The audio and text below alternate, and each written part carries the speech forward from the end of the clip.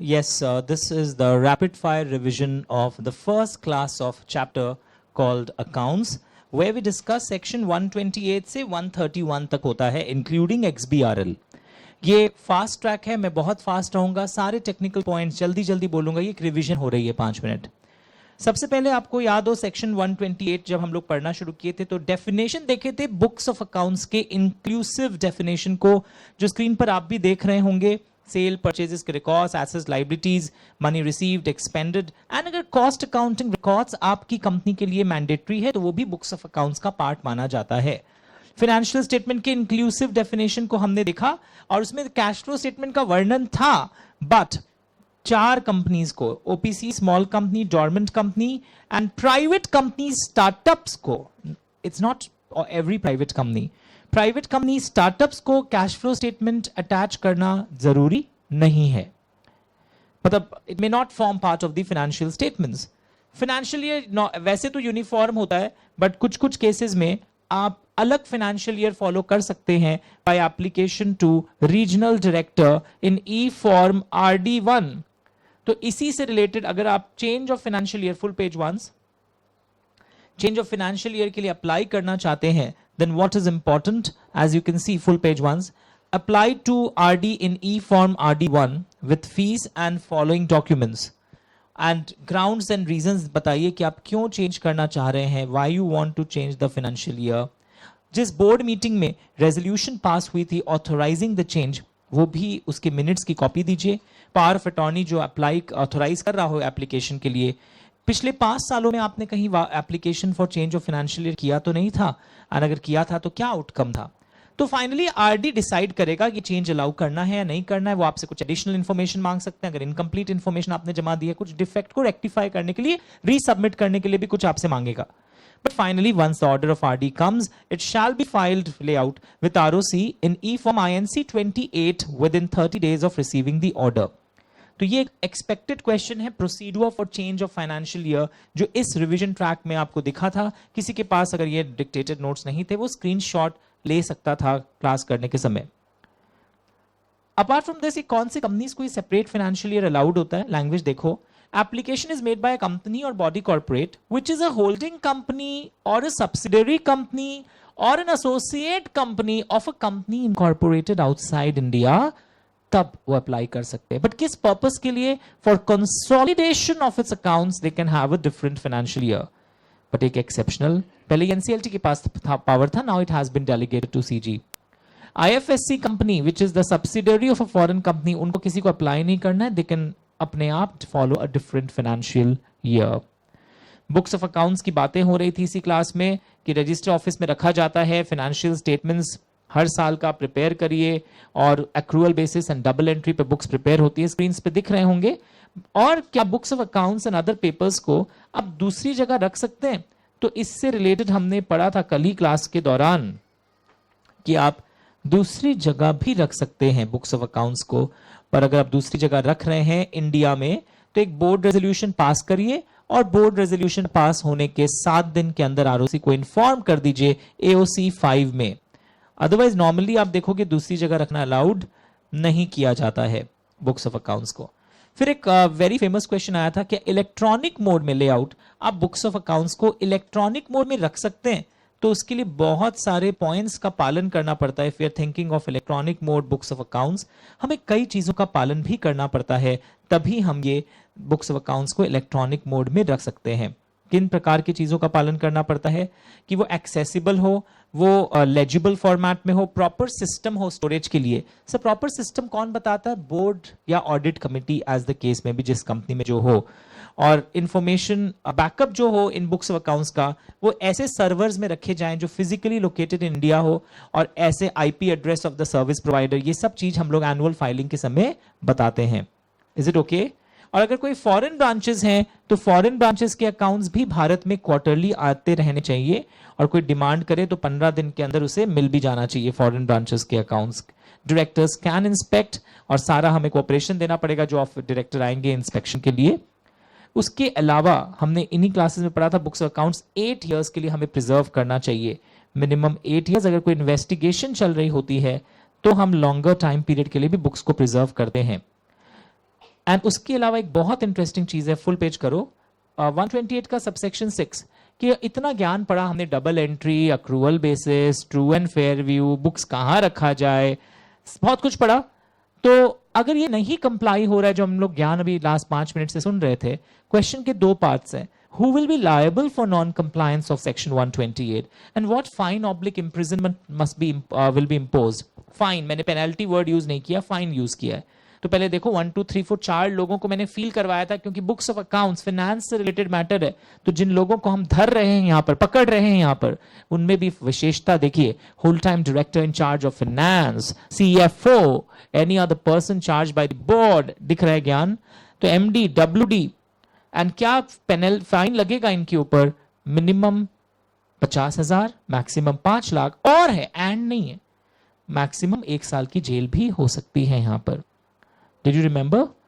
उसी के बाद हमने पढ़ा था कि फाइनेंशियल स्टेटमेंट्स 129 हेडिंग के संग याद करो, बोलते हैं कि ट्रू एंड फेयर व्यू दिखलाए और फाइनेंशियल स्टेटमेंट शेड्यूल 3 के अनुसार हो, AS का पालन हो रहा हो, ट्रू एंड फेयर व्यू दिखाए, इसलिए फैट भी बोलते हैं।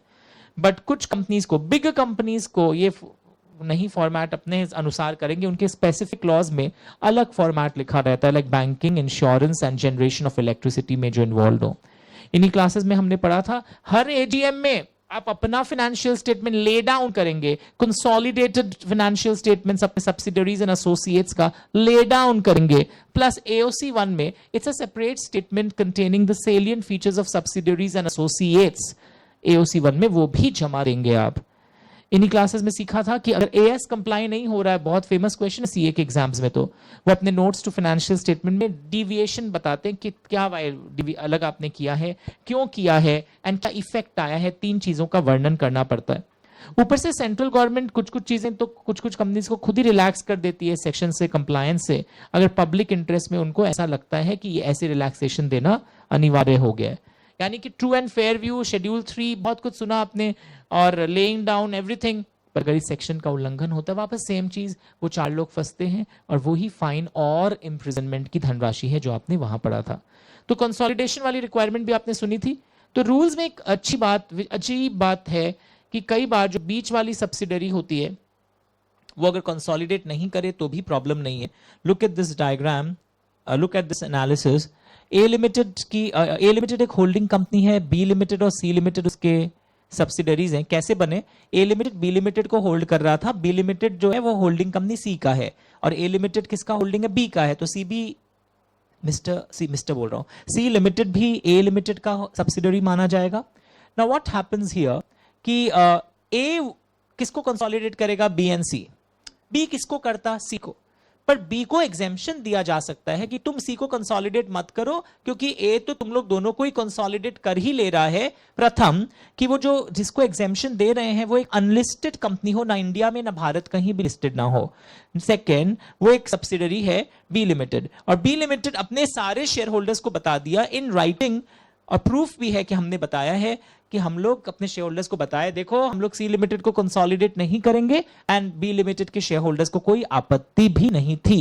इस अवस्था में अगर इंटरमीडिएट बीच वाला सब्सिडरी कंसोलिडेट नहीं करता है तो भी कोई प्रॉब्लम नहीं है। कैसा लग रहा है? गुड। फिर हमने XBRL फॉर्मेट के बारे में पढ़ा था, इसकी थ्योरी पढ़ी थी। ये एक इंटरनेशनली बहुत यूजेबल लैंग्वेज है कोई इलेक्ट्रॉनिक फाइलिंग के लिए। फाइलिंग इसमें ये मशीन रीडेबल लैंग्वेज है, प्रोसेसिंग फास्ट है, डेटा कंपैरिजन बेटर होता है जब इन्वेस्टिगेशन करती है गवर्नमेंट डिपार्टमेंट्स। मोरओवर इन लोग यूनिफॉर्म कैप्शन हेडिंग्स यूज करते हैं इन आइटम्स ऑफ फाइनेंशियल स्टेटमेंट्स, तो उससे भी कंपैरिजन ट्रेंड्स देखने में सहायक होता है।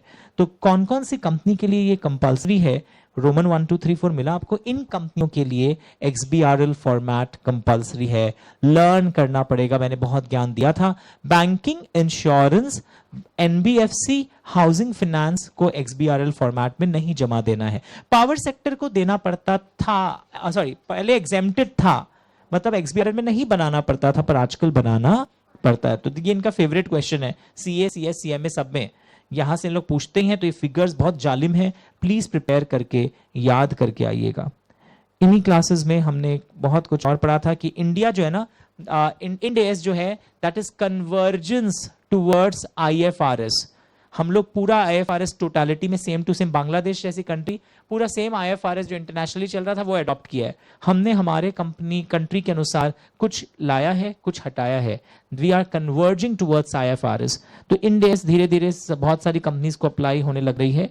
और इसी क्लास में हमने एक बहुत इंपॉर्टेंट चीज ऑब्जर्व किया था, 130 and 131। Can you see the screens everyone? Heading वापस देखो, यहां पे अकाउंट्स, बुक्स ऑफ अकाउंट्स को भी रीओपन किया जा सकता है, फर्स्ट लाइन दिख रहा है ना। फाइनेंशियल स्टेटमेंट्स को भी रिकास्ट किया जा सकता है। 131 में आप अपनी इच्छा से अपने financial statements and boards report को रिवाइज करना चाहते हैं, पर अपनी इच्छा के लिए आपको NCLT की परमिशन लगेगी। इधर पर NCLT ने ही ऑर्डर पास किया था या कोर्ट ने ऑर्डर पास किया था कि इसका बुक्स अकाउंट्स वापस से खुलवाओ, चेक करवाओ, क्योंकि उन लोगों को 5 लोग कंप्लेन कर सकते हैं, सिरसा बोलते हैं, जिसमें central government, income tax, SEBI, any other statutory authority and any other person भी विद एविडेंस अप्लाई किए थे कि अकाउंट्स फ्रॉडुलेंट मैनर में बना है या अफेयर्स इसके इतने मिसमैनेज हैं कि हमको तो इसके फाइनेंशियल स्टेटमेंट पर ही डाउट होता है, सब चोर हैं लोग। तो ऐसे सिचुएशन में घर में भी ऐसे पढ़ना, कोई अगर ऐसे पढ़ रहा ना, कंपनी शैल नॉट रीओपन इस बुक्स, कोई फायदा नहीं है। फिर आप टाइम पास कर रहे हैं, घर से निकलने का बहाना कई बच्चियां ढूंढती है ना, एग्जाम्पल डोंट करते भाई, अरे घूमने थोड़ा उड़ के आते हैं आकाश में, होता है कई लोग, घर वालों का गलती, ज्यादा कॉन्जर्वेटिव होने से फिर आदमी और गलत काम करता है। तो अगर आप कर रहे हैं ये चीज गलत है, पर हमेशा के लिए ऑफिस जाना चाहती हैं तो प्लीज मन से पढ़िए, आप जरूर जाएंगे ऑफिस।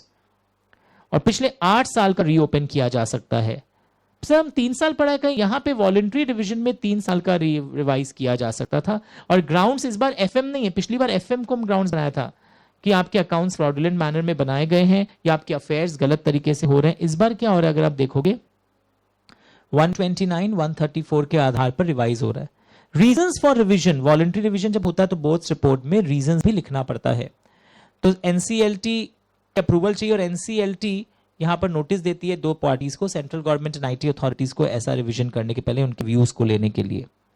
तो अब आप वापस पढ़ेंगे तो आपको बहुत ईजी लगेगा, सारे वर्ड्स मैंने फिर से बोल दिए थे। Thank you so much DK ji.